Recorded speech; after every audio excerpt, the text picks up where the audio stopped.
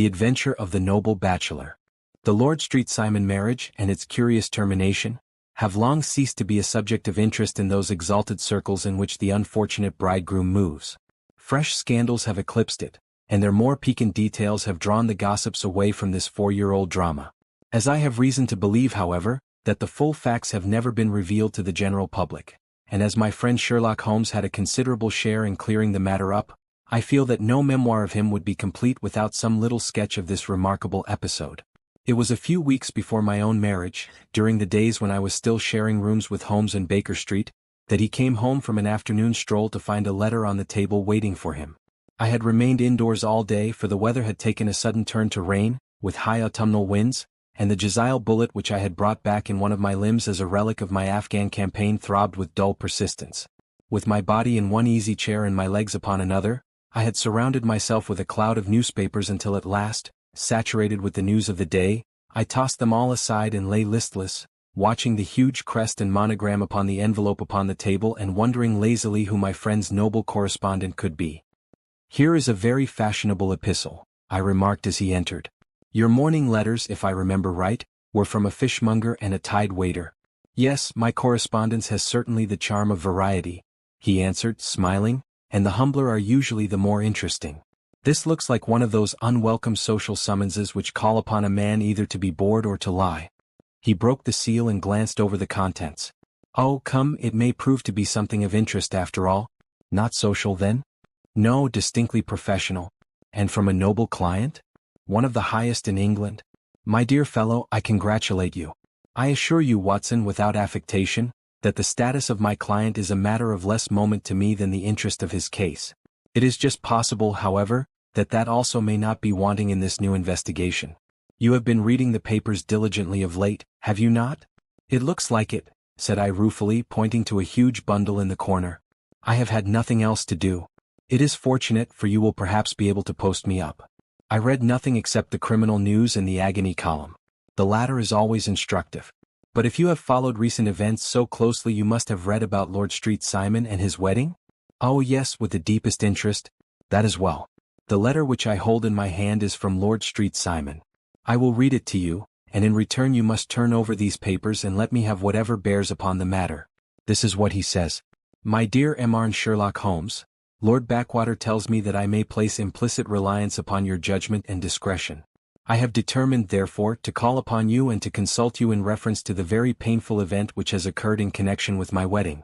Mr. Lestrade, of Scotland Yard, is acting already in the matter, but he assures me that he sees no objection to your cooperation, and that he even thinks that it might be of some assistance. I will call at 4 o'clock in the afternoon, and should you have any other engagement at that time, I hope that you will postpone it, as this matter is of paramount importance. Yours faithfully, Robert St. Simon.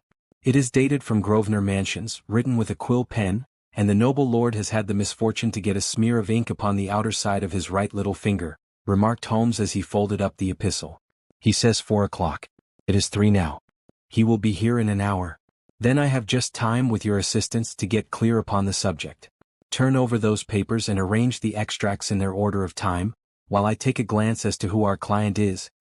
He picked a red-covered volume from a line of books of reference beside the mantelpiece. "Here he is," said he, sitting down and flattening it out upon his knee. "Lord Robert Walsingham de Vere Street Simon, second son of the Duke of Balmoral. Arms, azure, 3 caltrops and chief over a fess sable. Born in 1846. He's 41 years of age, which is mature for marriage. Was Under-Secretary for the Colonies in a late administration. The Duke, his father, was at one time Secretary for Foreign Affairs. They inherit Plantagenet blood by direct descent, and Tudor on the distaff side. Well, there is nothing very instructive in all this. I think that I must turn to you, Watson, for something more solid." "I have very little difficulty in finding what I want," said I, "for the facts are quite recent, and the matter struck me as remarkable. I feared to refer them to you, however, as I knew that you had an inquiry on hand and that you disliked the intrusion of other matters." "Oh, you mean the little problem of the Grosvenor Square furniture van. That is quite cleared up now, though indeed it was obvious from the first. Pray give me the results of your newspaper selections." Here is the first notice which I can find. It is in the personal column of the Morning Post and dates, as you see, some weeks back. "A marriage has been arranged," it says, and will, if rumor is correct, very shortly take place between Lord Robert St. Simon, second son of the Duke of Balmoral, and Miss Hattie Doran, the only daughter of Aloysius Doran, ESQ of San Francisco, California, USA. That is all. Terse and to the point, remarked Holmes, stretching his long thin legs towards the fire. There was a paragraph amplifying this in one of the society papers of the same week. Ah, here it is. There will soon be a call for protection in the marriage market, for the present free trade principle appears to tell heavily against our home product. One by one the management of the noble houses of Great Britain is passing into the hands of our fair cousins from across the Atlantic. An important addition has been made during the last week to the list of the prizes which have been borne away by these charming invaders. Lord Street Simon, who has shown himself for over 20 years proof against the little god's arrows, has now definitely announced his approaching marriage with Miss Hattie Doran, the fascinating daughter of a California millionaire. Miss Doran, whose graceful figure and striking face attracted much attention at the Westbury House festivities, is an only child, and it is currently reported that her dowry will run to considerably over the 6 figures, with expectancies for the future. As it is an open secret that the Duke of Balmoral has been compelled to sell his pictures within the last few years, and as Lord St. Simon has no property of his own save the small estate of Birchmoor, it is obvious that the Californian heiress is not the only gainer by an alliance which will enable her to make the easy and common transition from a Republican lady to a British peeress. Anything else? Asked Holmes, yawning. Oh yes, plenty. Then there is another note in the Morning Post to say that the marriage would be an absolutely quiet one, that it would be at St. George's, Hanover Square, that only half a dozen intimate friends would be invited, and that the party would return to the furnished house at Lancaster Gate which has been taken by Mr. Aloysius Doran. 2 days later, that is, on Wednesday last, there is a curt announcement that the wedding had taken place, and that the honeymoon would be passed at Lord Backwater's place near Petersfield. Those are all the notices which appeared before the disappearance of the bride. Before the what? Asked Holmes with a start. The vanishing of the lady. When did she vanish, then? At the wedding breakfast? Indeed. This is more interesting than it promised to be, quite dramatic in fact. Yes, it struck me as being a little out of the common. They often vanish before the ceremony, and occasionally during the honeymoon, but I cannot call to mind anything quite so prompt as this. Pray let me have the details. I warn you that they are very incomplete. Perhaps we may make them less so. Such as they are set forth in a single article of a morning paper of yesterday, which I will read to you. It is headed, Singular Occurrence at a Fashionable Wedding. The family of Lord Robert St. Simon has been thrown into the greatest consternation by the strange and painful episodes which have taken place in connection with his wedding. The ceremony, as shortly announced in the papers of yesterday, occurred on the previous morning, but it is only now that it has been possible to confirm the strange rumors which have been so persistently floating about. In spite of the attempts of the friends to hush the matter up, so much public attention has now been drawn to it that no good purpose can be served by affecting to disregard what is a common subject for conversation. The ceremony, which was performed at St. George's, Hanover Square, was a very quiet one, no one being present save the father of the bride, Mr. Aloysius Doran, the Duchess of Balmoral, Lord Backwater, Lord Eustace and Lady Clara St. Simon, the younger brother and sister of the bridegroom, and Lady Alicia Whittington.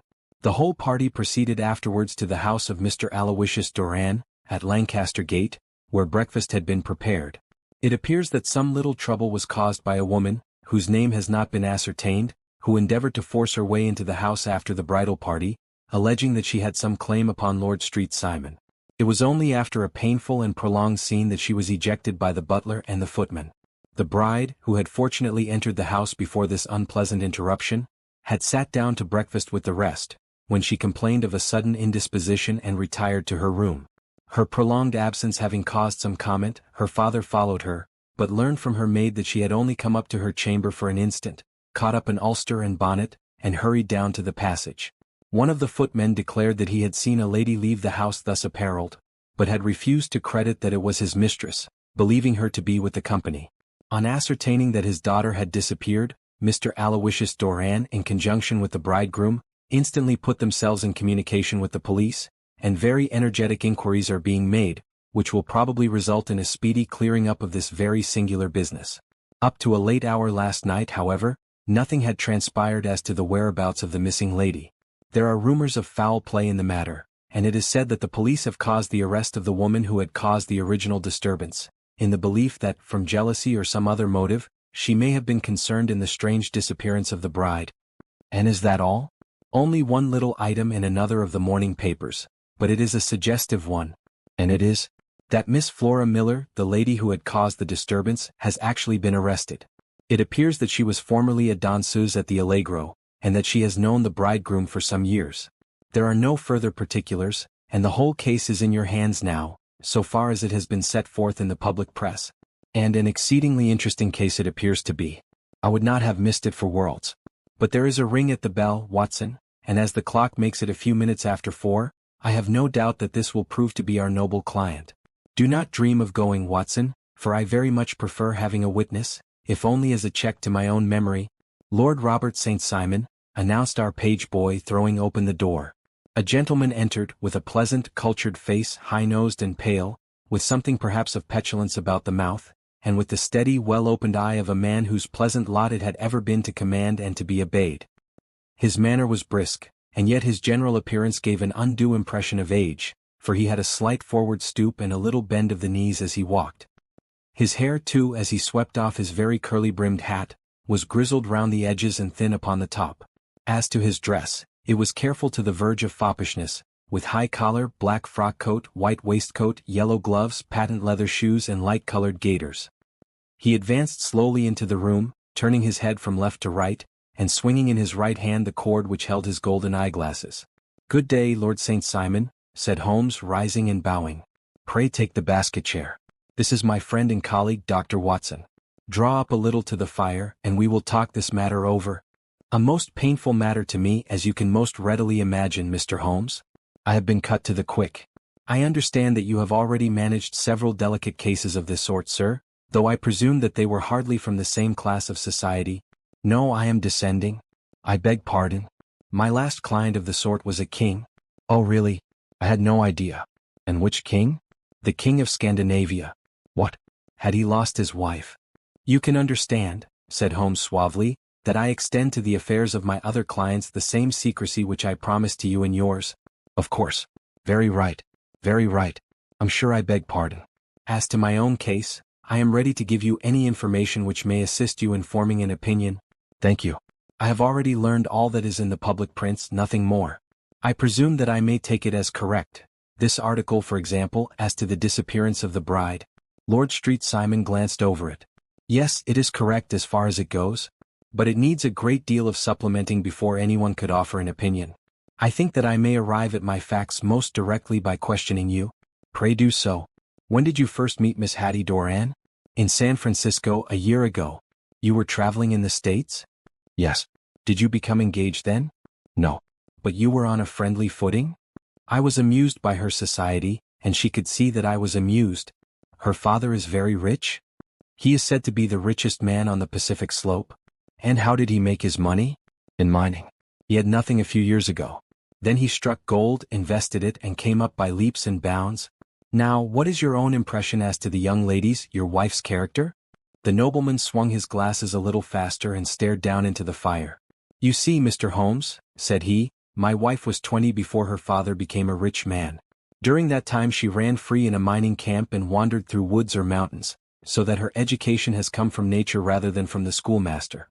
She is what we call in England a tomboy, with a strong nature, wild and free, unfettered by any sort of traditions.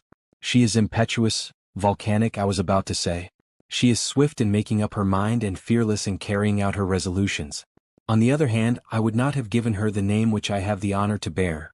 He gave a little stately cough. "Had I not thought her to be at bottom a noble woman. I believe that she is capable of heroic self-sacrifice and that anything dishonorable would be repugnant to her. Have you her photograph?" "I brought this with me." He opened a locket and showed us the full face of a very lovely woman. It was not a photograph but an ivory miniature, and the artist had brought out the full effect of the lustrous black hair, the large dark eyes and the exquisite mouth. Holmes gazed long and earnestly at it. Then he closed the locket and handed it back to Lord St. Simon. "The young lady came to London, then, and you renewed your acquaintance?" "Yes, her father brought her over for this last London season. I met her several times, became engaged to her, and have now married her." "She brought, I understand, a considerable dowry?" "A fair dowry. Not more than is usual in my family. And this, of course, remains to you, since the marriage is a fait accompli?" "I really have made no inquiries on the subject." Very naturally not. Did you see Miss Doran on the day before the wedding? Yes. Was she in good spirits? Never better. She kept talking of what we should do in our future lives. Indeed. That is very interesting. And on the morning of the wedding? She was as bright as possible, at least until after the ceremony. And did you observe any change in her then? Well, to tell the truth, I saw then the first signs that I had ever seen that her temper was just a little sharp. The incident, however, was too trivial to relate and can have no possible bearing upon the case. Pray let us have it for all that. Oh, it is childish. She dropped her bouquet as we went towards the vestry. She was passing the front pew at the time and it fell over into the pew. There was a moment's delay, but the gentleman in the pew handed it up to her again, and it did not appear to be the worse for the fall. Yet when I spoke to her of the matter, she answered me abruptly, and in the carriage on our way home, she seemed absurdly agitated over this trifling cause. Indeed. You say that there was a gentleman in the pew. Some of the general public were present, then? Oh yes. It is impossible to exclude them when the church is open. This gentleman was not one of your wife's friends? No, no, I call him a gentleman by courtesy, but he was quite a common-looking person. I hardly noticed his appearance. But really I think that we are wandering rather far from the point. Lady St. Simon then returned from the wedding in a less cheerful frame of mind than she had gone to it. What did she do on re-entering her father's house? I saw her in conversation with her maid. And who is her maid? Alice is her name. She is an American and came from California with her. A confidential servant? A little too much so. It seemed to me that her mistress allowed her to take great liberties. Still, of course, in America they look upon these things in a different way. How long did she speak to this Alice? Oh, a few minutes. I had something else to think of. You did not overhear what they said? Lady St. Simon said something about jumping a claim. She was accustomed to use slang of the kind. I have no idea what she meant. American slang is very expressive sometimes. And what did your wife do when she finished speaking to her maid? She walked into the breakfast room. On your arm? No, alone. She was very independent in little matters like that. Then, after we had sat down for 10 minutes or so, she rose hurriedly, muttered some words of apology and left the room. She never came back. But this maid Alice, as I understand, deposes that she went to her room, covered her bride's dress with a long ulster, put on a bonnet and went out. Quite so. And she was afterwards seen walking into Hyde Park in company with Flora Miller, a woman who is now in custody, and who had already made a disturbance at Mr. Doran's house that morning? Ah yes. I should like a few particulars as to this young lady, and your relations to her. Lord St. Simon shrugged his shoulders and raised his eyebrows. We have been on a friendly footing for some years, I may say on a very friendly footing. She used to be at the Allegro. I have not treated her ungenerously, and she had no just cause of complaint against me, but you know what women are, Mr. Holmes. Flora was a dear little thing, but exceedingly hot-headed and devotedly attached to me. She wrote me dreadful letters when she heard that I was about to be married, and to tell the truth, the reason why I had the marriage celebrated so quietly was that I feared lest there might be a scandal in the church.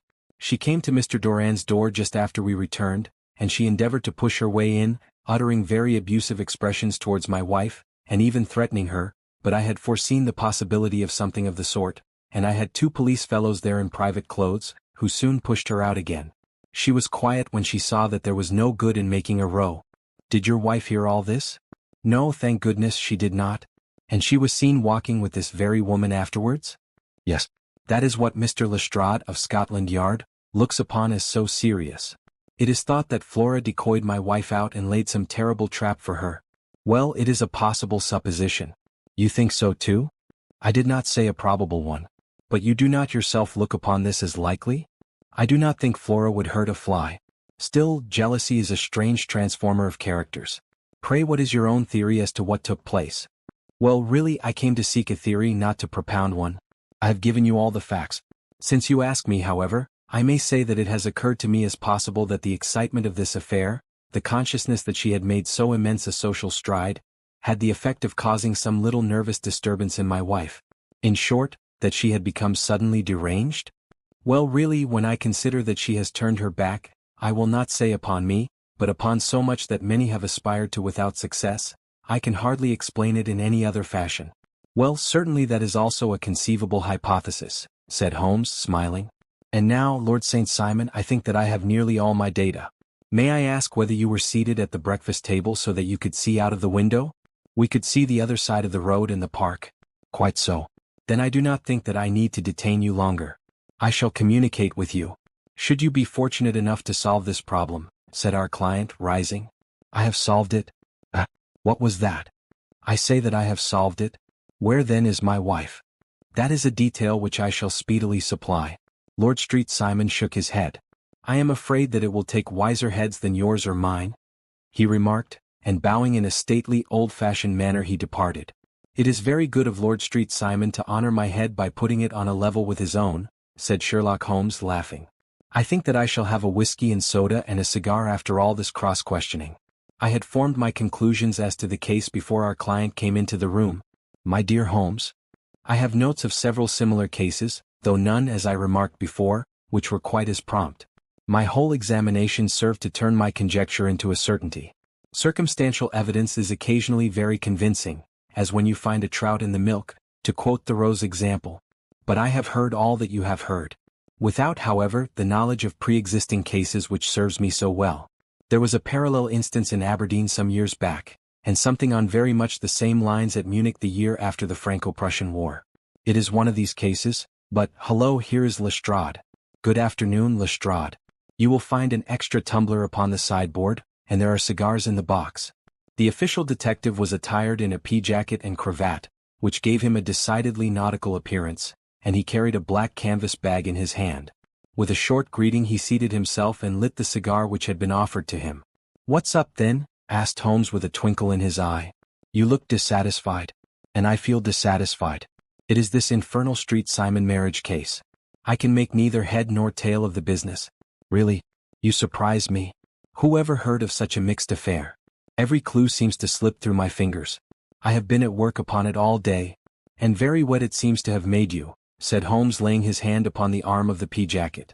Yes, I have been dragging the Serpentine. In heaven's name, what for? In search of the body of Lady Street Simon. Sherlock Holmes leaned back in his chair and laughed heartily. Have you dragged the basin of Trafalgar Square fountain? He asked. Why? What do you mean?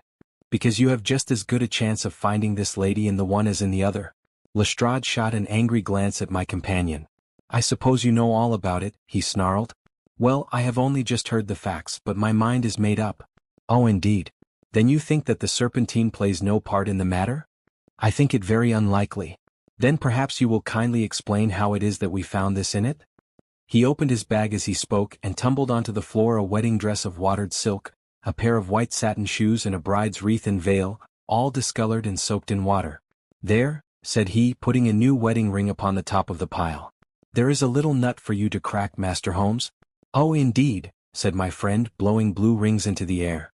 You dragged them from the Serpentine? No. They were found floating near the margin by a park-keeper. They have been identified as her clothes, and it seemed to me that if the clothes were there the body would not be far off. By the same brilliant reasoning, every man's body is to be found in the neighborhood of his wardrobe. And pray what did you hope to arrive at through this? At some evidence implicating Flora Miller in the disappearance? I am afraid that you will find it difficult. Are you indeed now? Cried Lestrade with some bitterness. I am afraid, Holmes, that you are not very practical with your deductions and your inferences. You have made 2 blunders in as many minutes. This dress does implicate Miss Flora Miller. And how? In the dress is a pocket. In the pocket is a card case. In the card case is a note. And here is the very note. He slapped it down upon the table in front of him. Listen to this. You will see me when all is ready. Come at once. F.H.M. Now my theory all along has been that Lady Street Simon was decoyed away by Flora Miller, and that she, with confederates no doubt, was responsible for her disappearance. Here, signed with her initials, is the very note which was no doubt quietly slipped into her hand at the door and which lured her within their reach. Very good, Lestrade, said Holmes, laughing. You really are very fine indeed. Let me see it. He took up the paper in a listless way, but his attention instantly became riveted, and he gave a little cry of satisfaction. This is indeed important, said he. Ah, you find it so? Extremely so. I congratulate you warmly. Lestrade rose in his triumph and bent his head to look. Why, he shrieked, you're looking at the wrong side. On the contrary, this is the right side. The right side. You're mad. Here is the note written in pencil over here.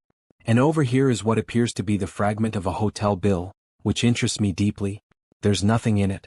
I looked at it before, said Lestrade. October 4th, rooms 8s. Breakfast 2s. 6D. Cocktail 1s. Lunch 2s. 6D. Glass sherry 8D. I see nothing in that. Very likely not. It is most important all the same. As to the note, it is important also, or at least the initials are, so I congratulate you again. I've wasted time enough, said Lestrade, rising. I believe in hard work and not in sitting by the fire spinning fine theories. Good day, Mr. Holmes, and we shall see which gets to the bottom of the matter first. He gathered up the garments, thrust them into the bag and made for the door. Just one hint to you, Lestrade, drawled Holmes before his rival vanished. I will tell you the true solution of the matter. Lady Street Simon is a myth. There is not, and there never has been, any such person. Lestrade looked sadly at my companion. Then he turned to me, tapped his forehead 3 times, shook his head solemnly and hurried away. He had hardly shut the door behind him when Holmes rose to put on his overcoat. There is something in what the fellow says about outdoor work, he remarked, so I think, Watson, that I must leave you to your papers for a little. It was after 5 o'clock when Sherlock Holmes left me, but I had no time to be lonely, for within an hour there arrived a confectioner's man with a very large flat box. This he unpacked with the help of a youth whom he had brought with him, and presently, to my very great astonishment, a quite epicurean little cold supper began to be laid out upon our humble lodging-house mahogany. There were a couple of brace of cold woodcock, a pheasant, a pâté de foie gras pie with a group of ancient and cobwebby bottles. Having laid out all these luxuries, my 2 visitors vanished away, like the genii of the Arabian Nights, with no explanation save that the things had been paid for and were ordered to this address. Just before 9 o'clock Sherlock Holmes stepped briskly into the room. His features were gravely set, but there was a light in his eye which made me think that he had not been disappointed in his conclusions. They have laid the supper then, he said, rubbing his hands. You seem to expect company. They have laid for 5. Yes, I fancy we may have some company dropping in, said he. I am surprised that Lord Street Simon has not already arrived. I fancy that I hear his step now upon the stairs. It was indeed our visitor of the afternoon who came bustling in, dangling his glasses more vigorously than ever, and with a very perturbed expression upon his aristocratic features. My messenger reached you then? Asked Holmes. Yes, and I confess that the contents startled me beyond measure. Have you good authority for what you say? The best possible. Lord Street Simon sank into a chair and passed his hand over his forehead. What will the Duke say, he murmured, when he hears that one of the family has been subjected to such humiliation? It is the purest accident. I cannot allow that there is any humiliation. You look on these things from another standpoint. I fail to see that anyone is to blame. I can hardly see how the lady could have acted otherwise, though her abrupt method of doing it was undoubtedly to be regretted. Having no mother, she had no one to advise her at such a crisis. It was a slight, sir, a public slight, said Lord St. Simon, tapping his fingers upon the table. You must make allowance for this poor girl, placed in so unprecedented a position. I will make no allowance. I am very angry indeed, and I have been shamefully used. I think that I heard a ring, said Holmes. Yes, there are steps on the landing. If I cannot persuade you to take a lenient view of the matter, Lord St. Simon, I have brought an advocate here who may be more successful. He opened the door and ushered in a lady and gentleman. Lord Street Simon, said he, allow me to introduce you to Mr. and Mrs. Francis Hay Moulton. The lady I think you have already met. At the sight of these newcomers our client had sprung from his seat and stood very erect, with his eyes cast down and his hand thrust into the breast of his frock coat, a picture of offended dignity. The lady had taken a quick step forward and had held out her hand to him, but he still refused to raise his eyes. It was as well for his resolution, perhaps, for her pleading face was one which it was hard to resist. You're angry, Robert, said she. Well, I guess you have every cause to be. Pray make no apology to me, said Lord Street Simon bitterly. Oh yes, I know that I have treated you real bad and that I should have spoken to you before I went, but I was kind of rattled, and from the time when I saw Frank here again I just didn't know what I was doing or saying. I only wonder I didn't fall down and do a faint right there before the altar. Perhaps, Mrs. Moulton, you would like my friend and me to leave the room while you explain this matter? If I may give an opinion, remarked the strange gentleman, we've had just a little too much secrecy over this business already. For my part, I should like all Europe and America to hear the rights of it. He was a small, wiry, sunburnt man, clean-shaven, with a sharp face and alert manner. Then I'll tell our story right away, said the lady. Frank here and I met in '84 in McQuire's camp, near the Rockies, where Pa was working a claim. We were engaged to each other, Frank and I, But then one day father struck a rich pocket and made a pile, while poor Frank here had a claim that petered out and came to nothing. The richer pa grew, the poorer was Frank, so at last pa wouldn't hear of our engagement lasting any longer, and he took me away to Frisco. Frank wouldn't throw up his hand though, so he followed me there, and he saw me without pa knowing anything about it. It would only have made him mad to know, so we just fixed it all up for ourselves. Frank said that he would go and make his pile too, and never come back to claim me until he had as much as pa. So then I promised to wait for him to the end of time and pledged myself not to marry anyone else while he lived. "Why shouldn't we be married right away then?" said he, "and then I will feel sure of you, and I won't claim to be your husband until I come back?" Well, we talked it over, and he had fixed it all up so nicely with a clergyman all ready and waiting, that we just did it right there, and then Frank went off to seek his fortune and I went back to pa. The next I heard of Frank was that he was in Montana, and then he went prospecting in Arizona, and then I heard of him from New Mexico. After that came a long newspaper story about how a miners' camp had been attacked by Apache Indians, and there was my Frank's name among the killed. I fainted dead away and I was very sick for months after. Pa thought I had a decline and took me to half the doctors in Frisco. Not a word of news came for a year and more, so that I never doubted that Frank was really dead.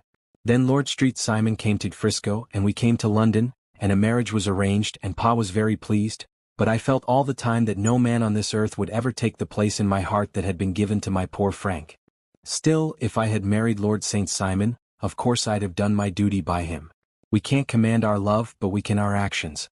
I went to the altar with him with the intention to make him just as good a wife as it was in me to be. But you may imagine what I felt when, just as I came to the altar rails, I glanced back and saw Frank standing and looking at me out of the first pew. I thought it was his ghost at first, but when I looked again there he was still, with a kind of question in his eyes, as if to ask me whether I were glad or sorry to see him. I wonder I didn't drop. I know that everything was turning round, and the words of the clergyman were just like the buzz of a bee in my ear. I didn't know what to do. Should I stop the service and make a scene in the church? I glanced at him again, and he seemed to know what I was thinking, for he raised his finger to his lips to tell me to be still. Then I saw him scribble on a piece of paper, and I knew that he was writing me a note. As I passed his pew on the way out I dropped my bouquet over to him, and he slipped the note into my hand when he returned me the flowers. It was only a line asking me to join him when he made the sign to me to do so. Of course I never doubted for a moment that my first duty was now to him, and I determined to do just whatever he might direct. When I got back I told my maid, who had known him in California, and had always been his friend. I ordered her to say nothing but to get a few things packed and my ulster ready. I know I ought to have spoken to Lord St. Simon, but it was dreadful hard before his mother and all those great people. I just made up my mind to run away and explain afterwards. I hadn't been at the table 10 minutes before I saw Frank out of the window at the other side of the road. He beckoned to me and then began walking into the park. I slipped out, put on my things and followed him. Some woman came talking something or other about Lord Street Simon to me. Seemed to me from the little I heard as if he had a little secret of his own before marriage also, but I managed to get away from her and soon overtook Frank. We got into a cab together, and away we drove to some lodgings he had taken in Gordon Square, and that was my true wedding after all those years of waiting. Frank had been a prisoner among the Apaches, had escaped, came on to Frisco, found that I had given him up for dead and had gone to England, followed me there, and had come upon me at last on the very morning of my second wedding. "I saw it in a paper," explained the American. "It gave the name and the church but not where the lady lived. Then we had a talk as to what we should do, and Frank was all for openness, but I was so ashamed of it all that I felt as if I should like to vanish away and never see any of them again, just sending a line to Pa perhaps to show him that I was alive. It was awful to me to think of all those lords and ladies sitting round that breakfast table and waiting for me to come back. So Frank took my wedding clothes and things and made a bundle of them so that I should not be traced, and dropped them away somewhere where no one could find them. It is likely that we should have gone on to Paris tomorrow, only that this good gentleman Mr. Holmes came round to us this evening, though how he found us is more than I can think, and he showed us very clearly and kindly that I was wrong and that Frank was right, and that we should be putting ourselves in the wrong if we were so secret. Then he offered to give us a chance of talking to Lord Street Simon alone, and so we came right away round to his rooms at once. Now, Robert, you have heard it all, and I am very sorry if I have given you pain, and I hope that you do not think very meanly of me." Lord Street Simon had by no means relaxed his rigid attitude, but had listened with a frowning brow and a compressed lip to this long narrative.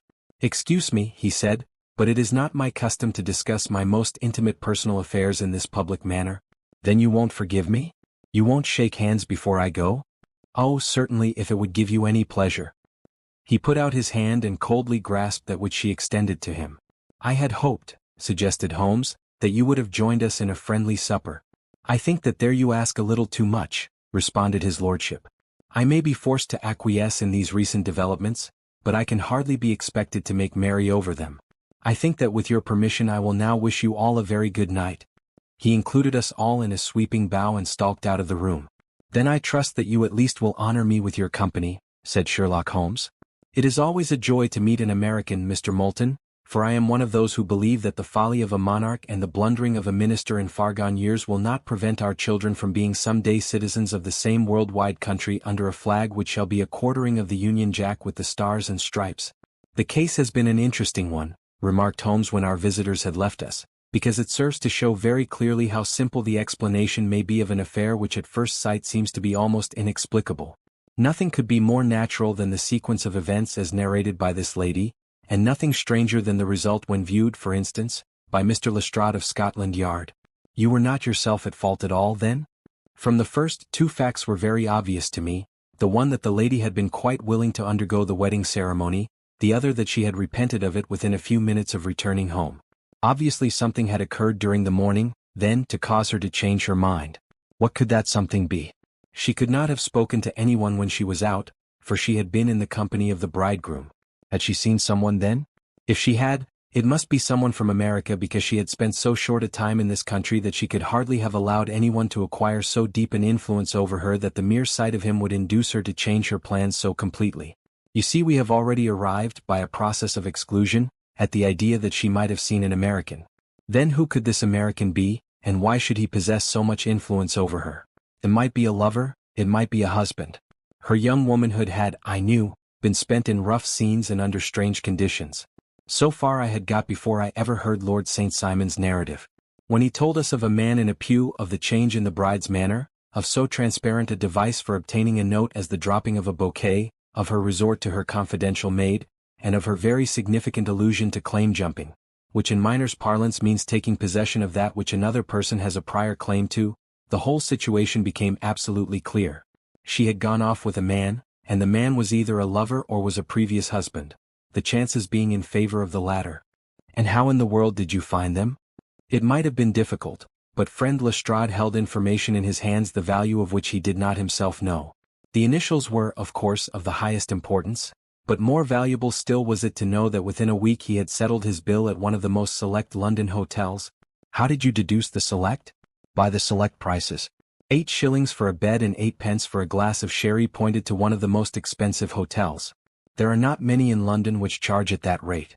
In the second one, which I visited in Northumberland Avenue, I learned by an inspection of the book that Francis H. Moulton, an American gentleman, had left only the day before, and on looking over the entries against him, I came upon the very items which I had seen in the duplicate bill. His letters were to be forwarded to 226 Gordon Square. So thither I traveled, and being fortunate enough to find the loving couple at home, I ventured to give them some paternal advice and to point out to them that it would be better in every way that they should make their position a little clearer both to the general public and to Lord St. Simon in particular. I invited them to meet him here, and as you see, I made him keep the appointment, but with no very good result, I remarked. His conduct was certainly not very gracious. Ah, Watson, said Holmes, smiling, perhaps you would not be very gracious either, if, after all the trouble of wooing and wedding, you found yourself deprived in an instant of wife and of fortune. I think that we may judge Lord St. Simon very mercifully and thank our stars that we are never likely to find ourselves in the same position. Draw your chair up and hand me my violin, for the only problem we have still to solve is how to while away these bleak autumnal evenings,